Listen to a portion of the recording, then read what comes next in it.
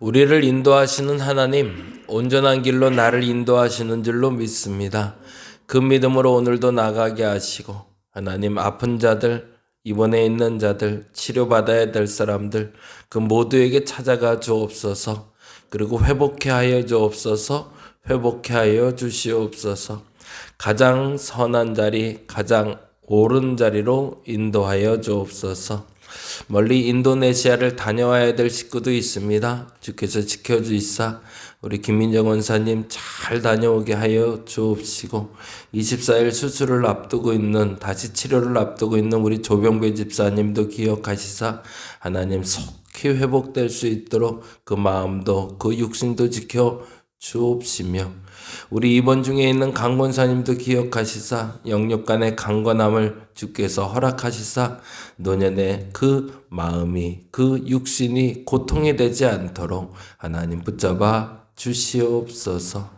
우리 안에 있는 일들뿐만 아니라 우리 주변에 일어나는 모든 사건으로 어려워하고 마음이 힘들어하던 이들도 이제는 다시금 회복되게 하시고 건강을 회복하게 하소서. 영혼의 건강을, 육신의 건강을, 정신의 건강을 회복하게 하시고 새날을 맞이하게 하여 주시옵소서. 오늘도 감사합니다. 고마우신 예수님 이름으로 기도드립니다. 아멘, 아멘. 오늘은 여호수아 5장에 있는 말씀 같이 보겠습니다. 5장 13절에서 15절이고요. 여호수아 4장부터 6장까지.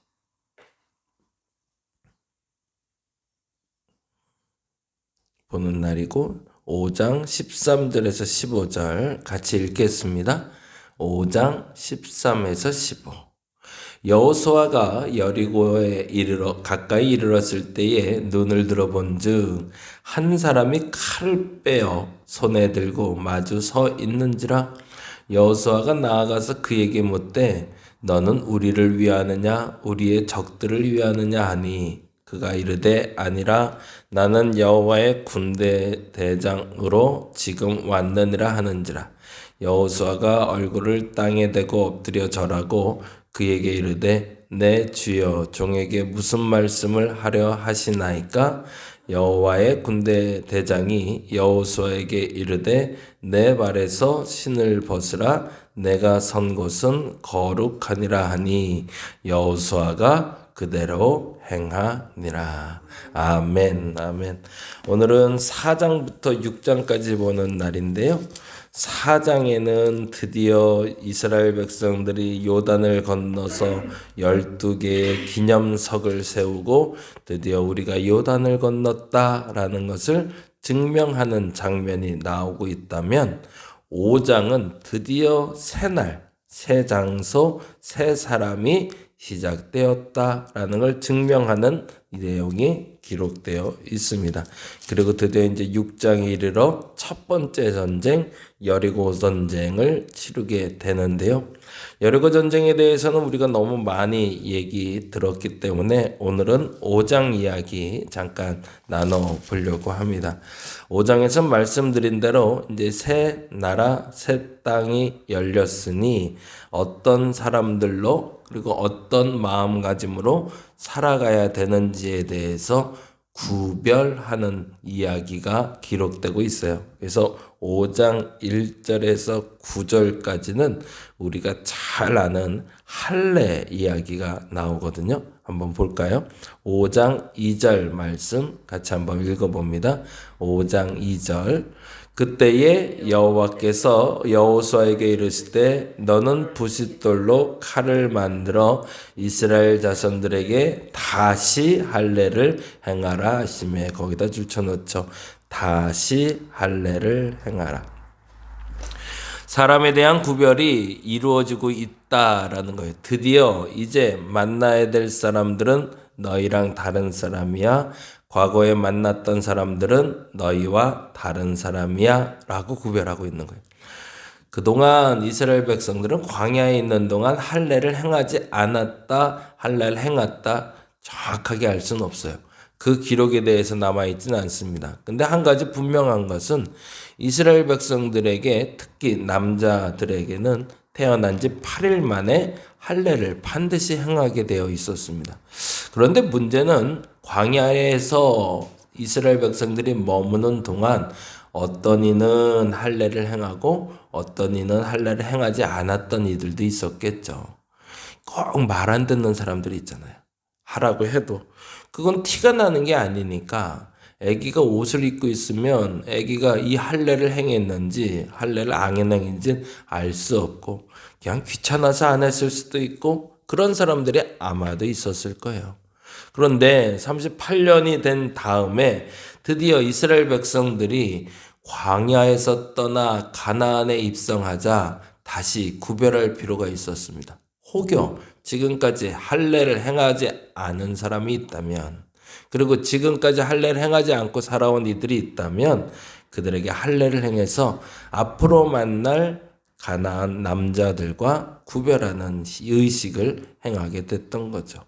근데 이게 굉장히 어려운 결단이었던 게 뭐냐면 옛날에 세겜 사람들에 대한 기억을 이스라엘 사람들은 알고 있기 때문에 그렇습니다.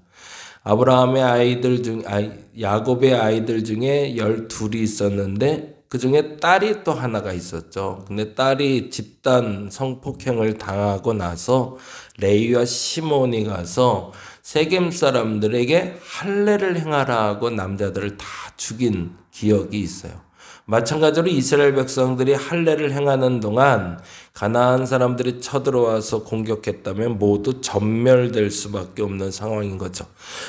그럼에도 불구하고 이스라엘 백성들에게는 지금 할례를 행하는 것이 앞으로 만날 가나안 남자들과 지금 구별된 이스라엘 남자들이라는 구별이 이루어질 수 있었기 때문입니다.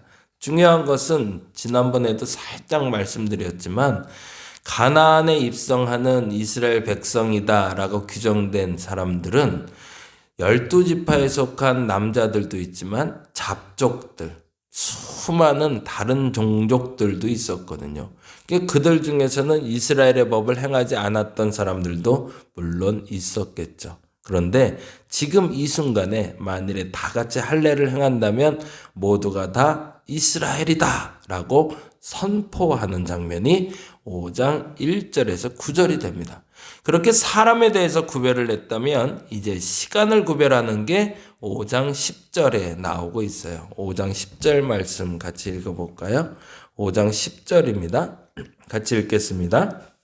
또 이스라엘 자손들이 길갈에 진쳤고 그달 14일 저녁에는 뭐 했대요?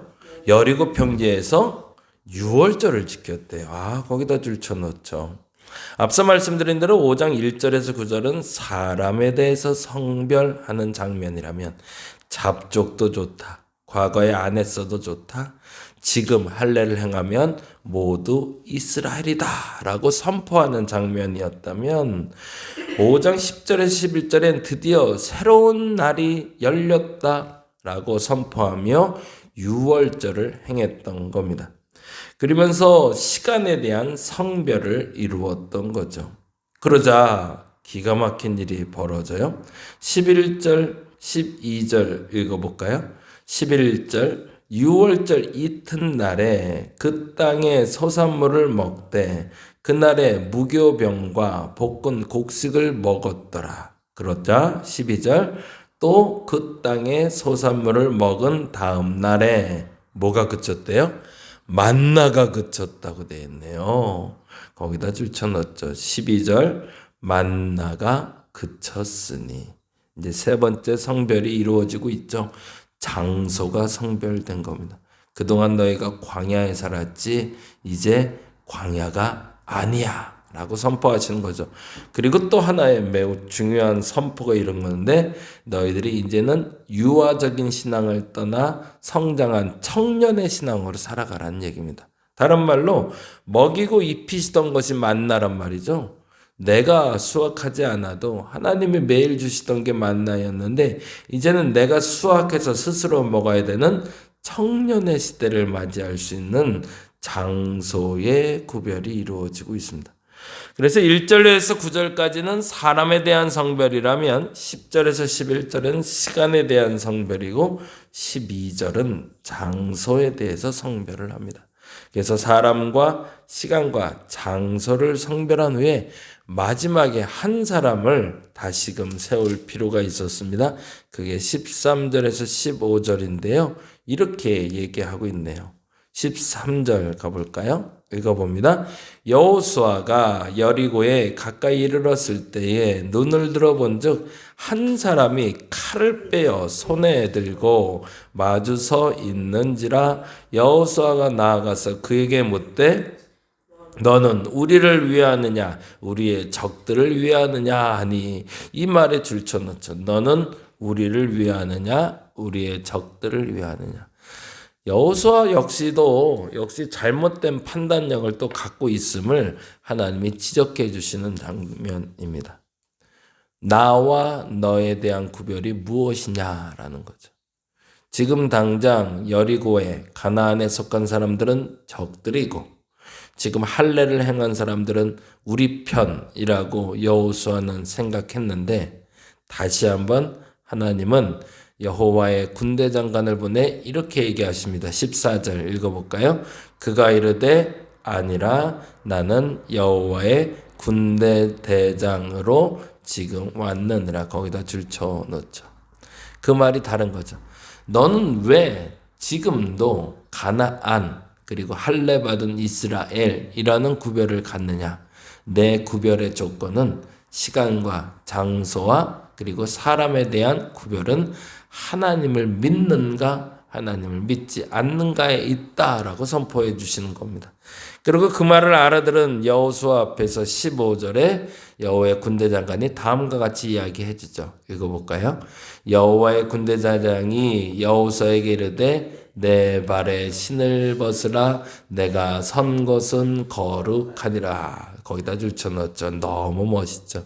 그리고 내가 너를 모세처럼 들었으리라 라는 것을 여호수아에게 알려주는 장면입니다. 왜요? 모세가 이 간증을 많이 했겠죠. 내가 가시떨기에서 하나님을 만날 때 그때 내 발에 신을 벗으라 하셨고 그것이 거룩하다 하셨고 그때 만난 그 하나님이 나를 인도하셨다라는 모세의 경험을 여호수아는 수없이 많이 들었을 겁니다. 그리고 그 경험을 통해 내가 너를 모세와 같이 들었으리라 라는 여호수아에 대한 마지막 구별이 이루어지고 있죠. 무엇인가 새로 시작하려고 하면 제일 먼저 구별해야 되는 게 사람입니다. 어떤 사람이 될 것인가, 그리고 어떤 사람이 새로운 사람인가 분명히 해야 됩니다. 두 번째는 시간을 성별할 수 있어야 되고요. 세 번째는 장소를 성별할 수 있어야 됩니다. 그리고 리더가 바뀌지 않는 한 이 사람도 시간도 장소도 바뀌어봐야 아무 소용 없다라고 얘기하시는 거죠. 오늘 새날이 시작되었으면 좋겠습니다. 그래서 이 새날엔 우리가 사람도 시간도 장소도 바르게 구별해서 진짜 새로운 출발을 할 수 있는 오늘 한날 되시기를 간절히 바랍니다. 기도하겠습니다. 새로운 출발을 꿈꾸는 이에게 바른 출발을 할 수 있도록 새로운 사람을 붙여주시고 새로운 시간을 허락하여 주시고 새로운 장소를 허락하여 주시며 무엇보다도 리더가 될 사람, 더 정확히는 내가 바로 서게 하여 주시옵소서. 그렇지 않다면 아무것도 새롭게 시작되지 않습니다. 새로운 장소에서는 새로운 사람과 새로운 시간으로 살아낼 수 있어야 됩니다. 새 사람이 되었는지 다시금 점검해 보게 하시고 이번 주일은 부활절을 맞이하며 새롭게 맞이하는 셋째 주, 다시 주일이 넷째 주 주일이 됩니다. 이 모든 주일마다 내가 새 사람으로 거듭날 수 있도록 하여 주옵시며 오늘의 기도를 통해 내가 새 사람으로 거듭나는 시간 되게 하여 주시옵소서. 감사합니다. 고마우신 예수님 이름으로 기도드립니다. 다 같이 기도하고 돌아가겠습니다.